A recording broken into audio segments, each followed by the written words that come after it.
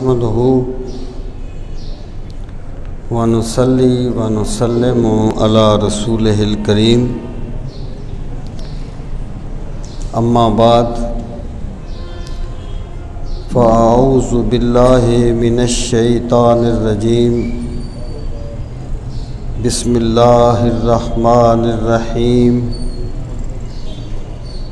ان الانسان خلق هلوعا اذا مسہ الشر جزوعا واذا مسہ الخیر منوعا الا المصلین الذین هم علی صلاتهم دائمون صدق اللہ مولانا العظیم وبلغنا رسولہ النبی الکریم الامین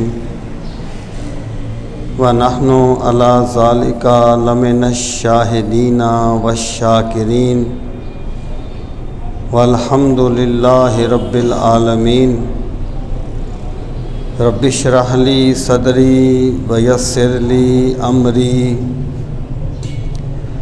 واحلل عقدۃ من لسانی یفقہوا قولی اللہم ارنا الحق حقا وارزقنا اتباعہ وارنا الباطل باطلا وارزقنا اجتنابہ اللہم ارنا الاشیاء کما ہی ان اللہ وملائکتہ یصلون علی النبی یا ایہا الذین آمنوا صلوا علیہ وسلموا تسلیما اللہم صلی وسلم و مولانا محمد وعلى آل و اصحاب سیدنا و مولانا علیک یا رسول اللہ وعلى آلک وأصحابک یا حبیب اللہ الصلاة والسلام علیک یا شفیع المذنبین وعلى آلک وأصحابک یا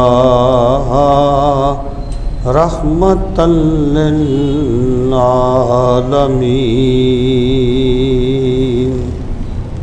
آج کے جمعۃ المبارک کے اس بابرکت موقع پر میں جو گزارشات آپ کی خدمت میں پیش کرنا چاہتا ہوں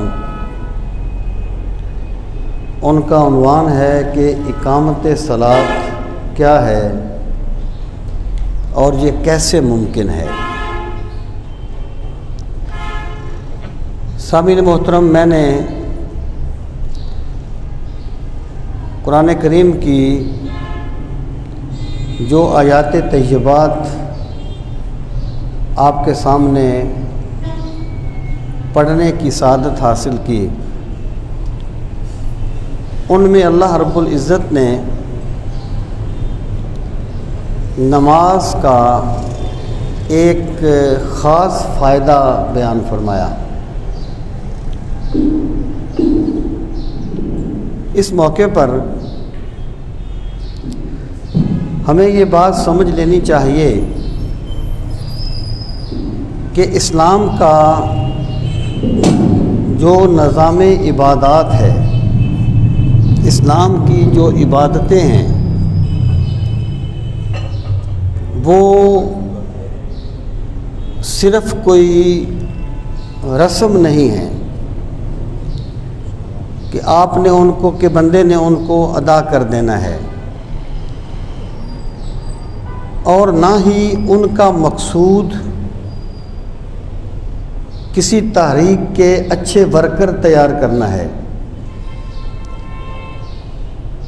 یہ لوگوں کی اپنے اپنے سوچ ہے اور اپنے اپنے سوچ کے دائرے ہیں۔ اسلام نے جو نظام عبادات دیا ہے ان کا مقصد ایک انسان کو صحیح معنوں میں انسان بنانا ہے اور انسانی شخصیت کی تکمیل کرنا ہے، اور ایک انسان کو انسان مرتضی بنانا ہے، یعنی ایسا انسان جس سے اللہ راضی ہو۔ جب ایک انسان اپنی شخصیت کی تکمیل کر لے گا تو پھر وہ معاشرے کے لیے بھی فائدہ مند ہوگا، وہ اسلام کے لیے بھی فائدہ مند ہوگا، وہ ملک کے لیے بھی فائدہ مند ہوگا۔ لیکن اصل جو مقصود ہے وہ انسانی شخصیت کی تکمیل ہے۔ جو آیات طیبات میں نے آپ کے سامنے پڑھی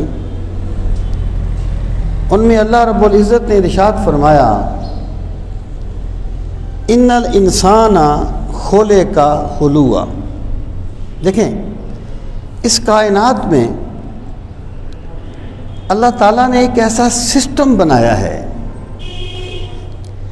کہ اگر ایک بیماری آتی ہے تو اللہ نے اس کا علاج بھی پیدا کیا ہے۔ لکل داء شفا، اللہ نے ہر بیماری کے لیے شفا بھی رکھی ہے۔ اور بیماریاں جس طرح جسمانی ہوتی ہیں اس طرح روحانی بھی ہوتی ہیں۔ جس طرح جسم بیمار ہوتا ہے روح بھی بیمار ہوتی ہے۔ جسم بیمار ہوگا تو اس کا علاج مادیات سے کیا جائے گا، مادی دواؤں سے کیا جائے گا۔ روٹین کی بات کر رہا ہوں۔ اگر کوئی روحانی طور پہ اس کا علاج کیا جائے تو یہ اس کے منافی نہیں ہے، میں روٹین کی بات کر رہا ہوں۔ اور اگر روح بیمار ہوگی، دیکھیں نا، میری مراد یہ ہے کہ ایک بندے کی فرض کریں انگلی کٹ گئی ہے تو ظاہر ہے آپ اس پر پٹی کریں گے نا، آپ اس کا علاج کریں گے نا، باقی شفا تو اللہ تعالیٰ کے ہاتھ میں ہے۔ تو مادی بیماریاں جو ہوتی ہیں ان کا علاج مادی کیا جاتا ہے، اور جو روحانی بیماریاں ہیں ان کا علاج روحانی طریقے سے کیا جاتا ہے۔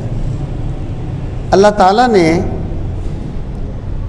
ہر جسمانی بیماری کا بھی علاج پیدا کیا اور ہر روحانی بیماری کا بھی علاج پیدا کیا۔ قرآن مجید میں اللہ تعالیٰ نے فرمایا ان الانسان خلق ہلوعا، انسان اپنی تخلیق کے اعتبار سے، اپنی جبلت کے اعتبار سے روح اتنی پاورفل ہو جاتی ہے، اور یہ بظاہر بندہ ہونے کے باوجود اتنا مضبوط ہو جاتا ہے کہ جب اس انگارہ خاکی میں ہوتا ہے یقین پیدا تو کر لیتا ہے یہ بالوں پر روح الامی پیدا، پھر اس میں جبریل کی طاقت آ جاتی ہے۔ تو اللہ رب العزت نے فرمایا ہم نے انسان کو، بے شک انسان اپنی جبلت کے اعتبار سے، اپنی تخلیق کے اعتبار سے کمزور پیدا کیا گیا۔ اب اس کی وضاحت کی کیسے کمزور پیدا کیا گیا۔ فرمایا اذا مسہ الشر جزوعا،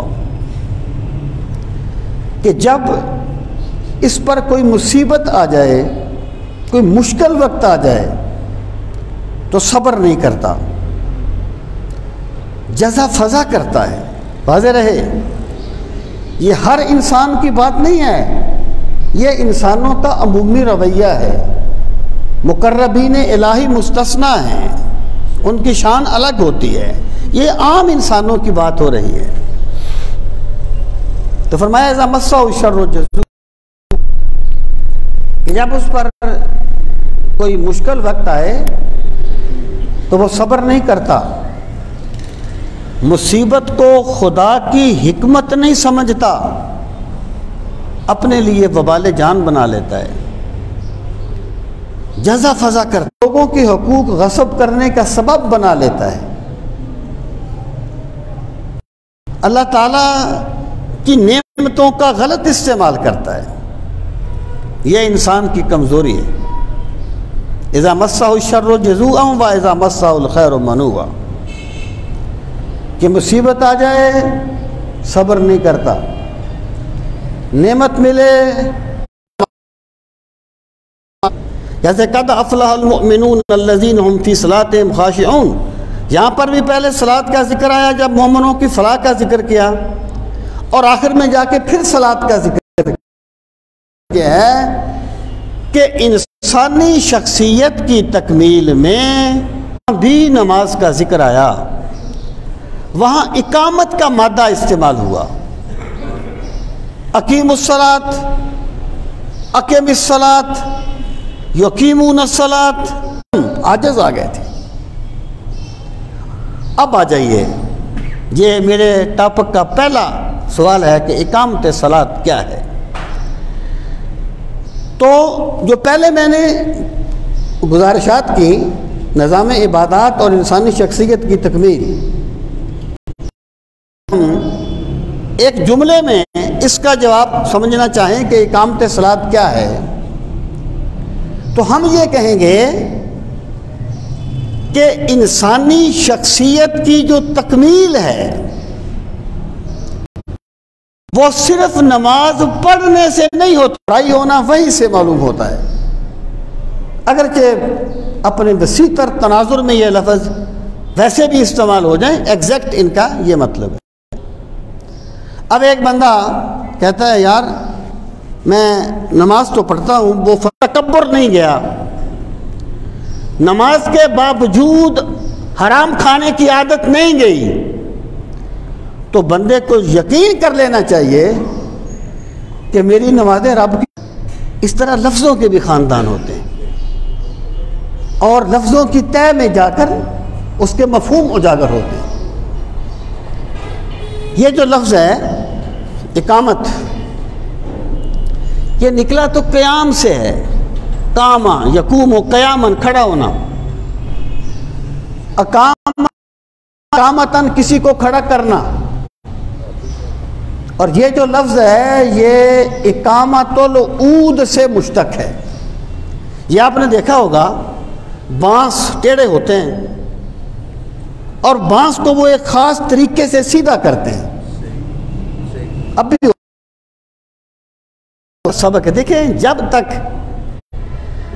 بندے کو وہ جس بھی فیلڈ میں ہے، وہ جناب دکاندار ہے، وہ کسی آفس میں ہے، وہ کچھ بھی ہے، جب تک کام سے ایک لذت محسوس کرے۔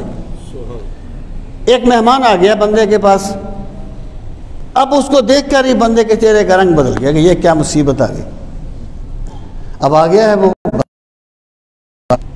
تو اس کو جناب یہ بات میں بارہا کہتا رہتا ہوں کہ یہ باتیں میں اس لیے نہیں کرتا کہ میں ان پہ عمل کر رہا ہوں اور آپ نہیں کر رہے، میں شاید سب سے پیچھے ہوں اس میدان میں، لیکن میں اس لیے کر دیتا ہوں۔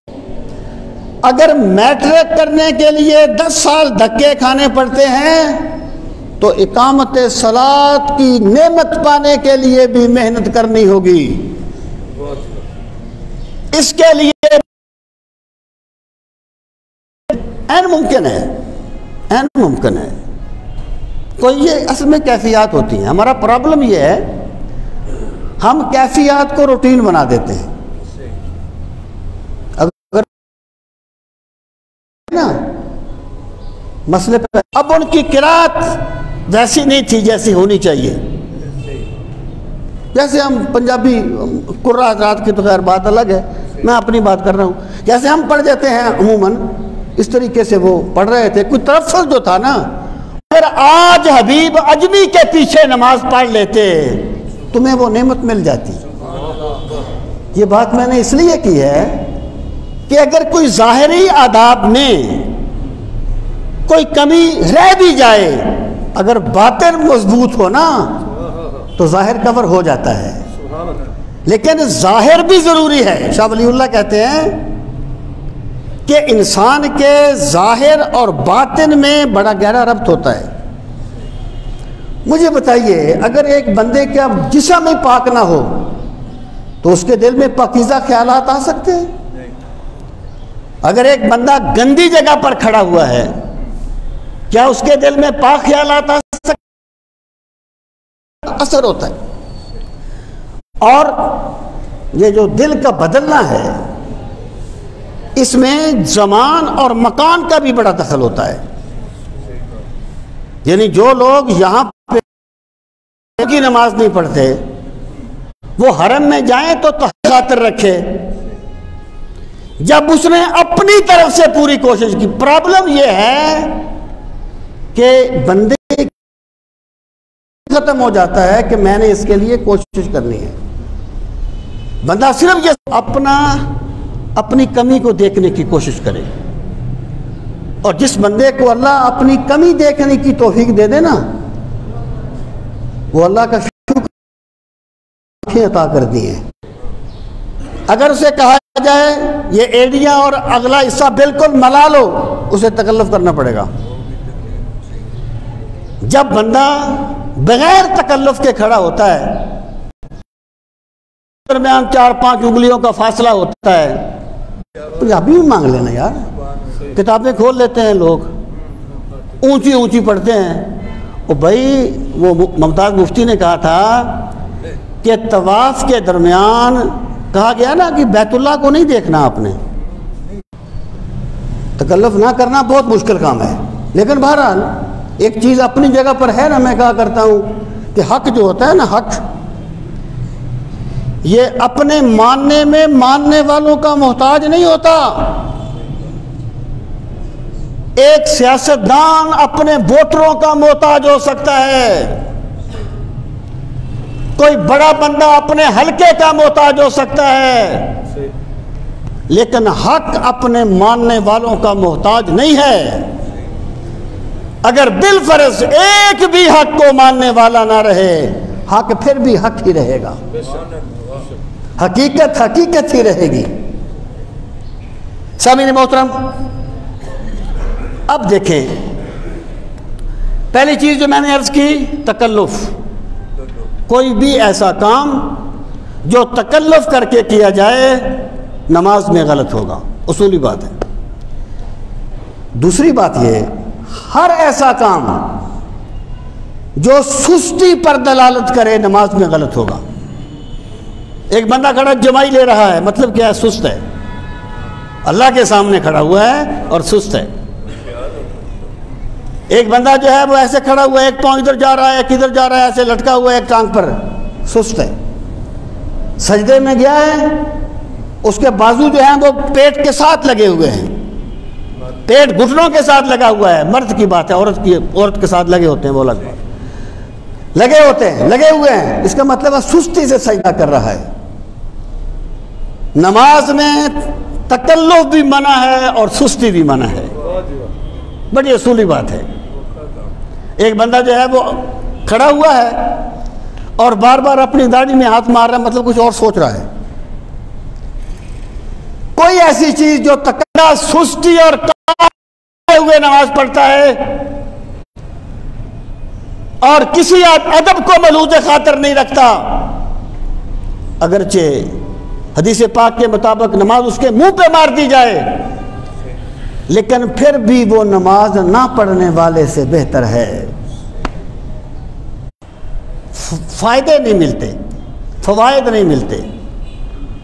اس کو کسی نے کہہ دیا ہوگا ذکر کیا کر، نہیں اللہ نظر آنا تو بہت کم ہوتا ہے بندوں کا ملحوظ خاطر، تیرا محبوب تیرے قدموں میں آ جائے گا، تیرے رزق میں بڑی برکت ہوگی۔ تو حضرت حاجی امداد اللہ مہاجر مکی صاحب نے اسے فرمایا، اس نے کہا نا حضرت نماز پڑھتا ہوں فائدہ نہیں ہوتا، ذکر کرتا ہوں فائدہ نہیں ہوتا. آپ نے فرمایا یہ تھوڑا فائدہ ہے کہ اللہ کا ذکر کر رہا. اگر کوئی ایسی بات ہے تو بندے کو اپنی طرف سے کوشش ضرور کرنی چاہیے. باقی ہمارا کریم رب ہے، وہ پہلے بھی ٹوٹی پھوٹی عبادتوں کو ہی قبول کرتا ہے، اب بھی ٹوٹی پھوٹی عبادتوں کو ہی قبول فرمائے. یہ اس کی شان ہے. نماز میں سب سے پہلی جو چیز ہے وہ بندہ طہارت حاصل کرتا ہے، وہ وضو کرتا ہے. اگر وہ حالت میں ہو غسل کرتا ہے. غسل کرنے کے جس طریقے سے شرائط ہیں، وضو کا یہ طریقہ ہے. اگر ایک بندہ وضو ہی نہ کرے تو بے شک وہ نماز پڑھے، اس کی نماز کوئی نماز نہیں ہے. تو نماز تو پہلے قدم پر طہارت کا حکم دیتی ہے. یہ اس کی شرط ہے